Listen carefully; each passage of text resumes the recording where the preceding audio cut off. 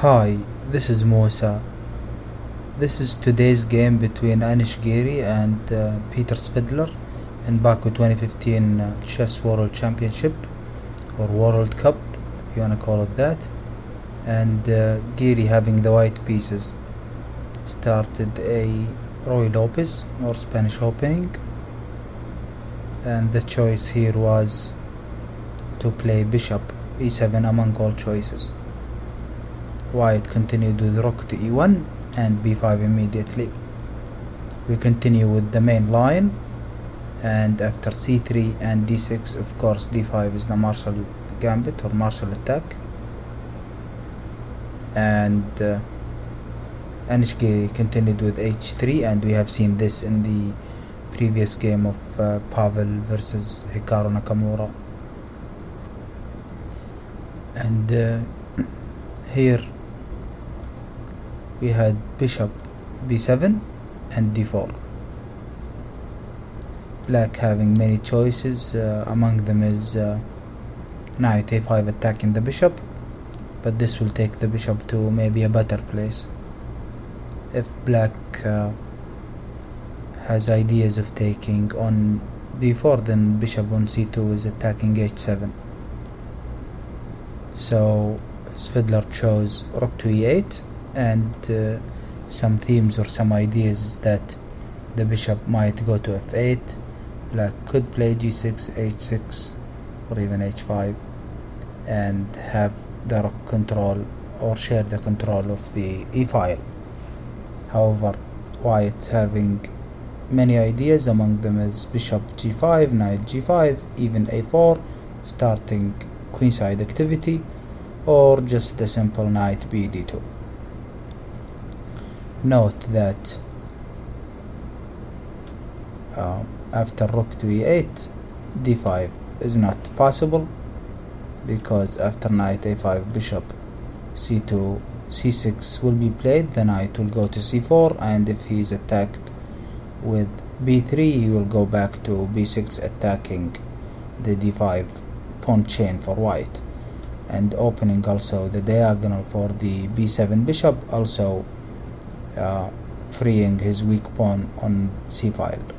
So d5 is out of question, and now Black just opens the game with e takes d4, c takes d4. Of course, the knight here cannot take, because after exchanges Black will continue with c5. White is forced to play d5 to keep his pawn in the center, and after knight to d7, maybe threatening to play knight e5, centralizing the knight, knight f3, challenging that position, and c4, bishop c6, and maybe bishop to f6, attacking b2, handcuffing the bishop on c1, so rook to b1, and after knight to e5, White almost is forced to take the knight on e5, and bishop takes e5.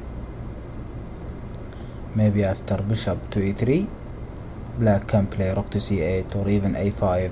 If the bishop has plans to go back, he cannot use either of these squares, or even c3. So knight takes d4 is also out of question, but c takes d4 was the choice or the move.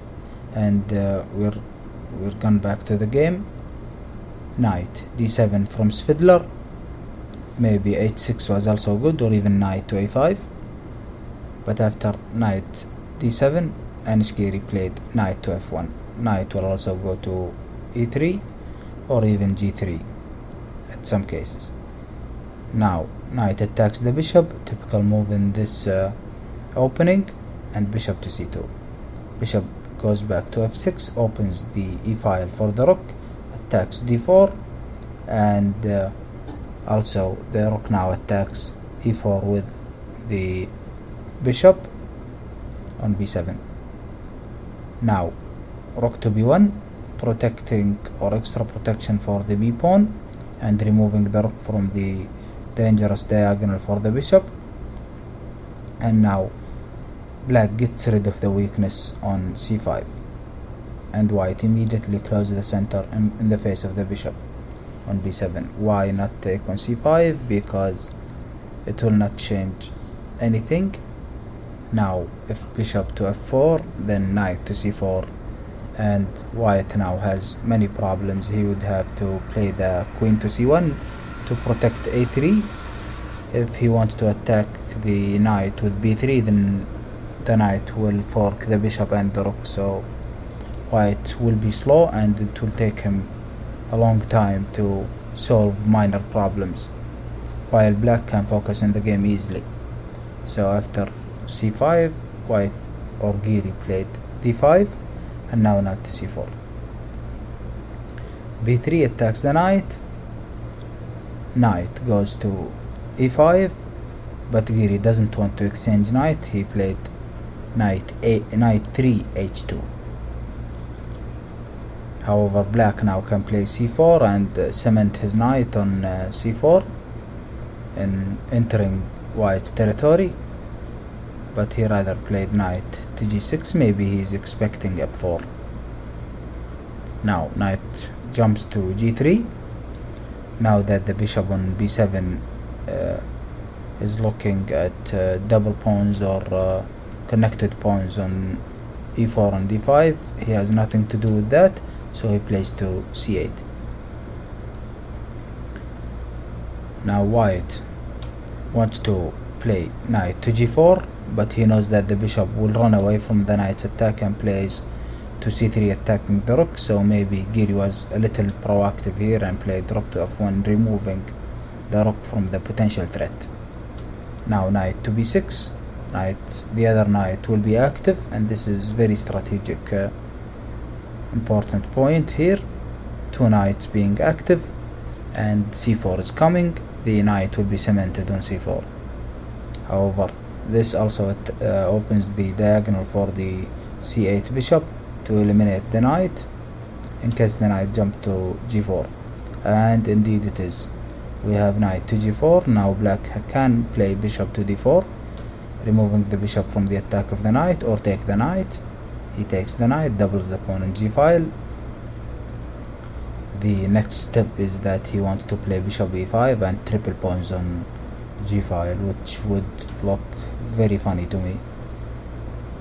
But black plays h6 first, and now knight to f5. This attacks d6, keeps the queen guarding d6. It's the only perfect guard for d6 for the moment, because the knight controls e7. Svidler challenges that knight immediately, and Giri retreats. He does not want to exchange knights. b4 to attack the a3 and the c3, and this is total control of the queen side, of white's queen side. Giri plays g3, and Svidler keeps marching his pawns in the queen side. Maybe he's having ideas to attack the b3 or the a2 pawn later if he continues with a4, and indeed Giri lets him. And now a4.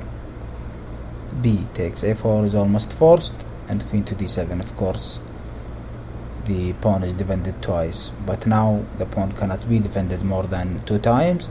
The knight will take and jump to c3, and it's a disaster for Giri. Queen to d3. Now black or Svidler has ideas to play knight g6 and attack the queen on e5. He does so, and white must play a3 now if he wants to have plans to save the pawn on a4, because the queen, after queen b5, if he exchanges queens, the pawn will take on b5, but the a pawn is weak or undefended for the moment. So a3 may be the best move for white now, but Giri somehow chooses to play knight to f5. Now that the knight moved from e7 to g6, maybe trying to psychologically affect Svidler for moving the knight from e7. Knight takes a4. the knight must be taken, and now rook takes. Of course the queen cannot take because the knight will take on d6. Rook takes and rook to h1. The problem for white is that this monster bishop controls this diagonal. This pawn cannot be defended for the moment at all, and if something like queen to c2, really rook goes from e to a8, then the pawn is gone for real and white has wasted precious time. So white switches to attack, and now knight d7 again, challenging that knight, and Giri played g5, maybe having ideas that the bishop will take on g5, and after bishops are exchanged, white is good, but Svidler takes with the pawn, and now knight to e3. Once again, white is having a dream of playing e5, and the queen will have access to h7. The knight will go to g4, attacks the good bishop, maybe takes the bishop, and after the g pawn take, white will have a strong attack. But now the knight really cannot go to g4, so maybe the queen will go first to e2, supports the knight on g4, and then after knight takes bishop, g takes knight, then queen to h5, and we will see if black will do something about these ideas. However, the rooks are not connected now in the first rank, and bishop b2 challenging the bishop would be a good idea if black is slow enough to allow white. But Svidler immediately takes the pawn and controls the b2 square. Now bishop to d2, and that's the backup plan. Queen will go to e2, h5, and then attacks black. However, black will play knight to g6, knight to e5, attack the queen. If the queen moves, knight g6 is enough to guard the h8 square. Now first knight to g6 and knight to f5 back. Knights attack the queen, queen to e2, and Svidler here is winning. He is for the moment 2 pawns up, and he can play either g6 attacking the knight, guarding the h5 square, or even play g4. However, g4 is a little more complicated, so he plays g6 first. Knight checks the king, and for the moment Svidler had very little time, so he needed to reach move 40, so he shuffles around, allowing white to recheck him again. However, by this move, Svidler goes back with the king to g8 instead of choosing either between taking the knight, accepting the attack, or accepting the attack by losing the control on h5 square, or going with the king to f8. Now he shuffles around, trying to let Giri repeat the moves, but before the third repetition, Svidler takes the knight. Now this knight sacrifice, we will see if it works or not. Queen to h5, Svidler can play the knight to g4, control h6 square, or simply play knight to g6. And at this moment, Giri resigned, his bishop is attacked, so if he has plans to take on g5, bishop will take, queen take, and white has no attack at all. He will have to move the queen back to the h-file, but the king has access and can run away, while black will remain a knight and 2 connected passed pawns up. I hope you enjoyed this video, and bye for now.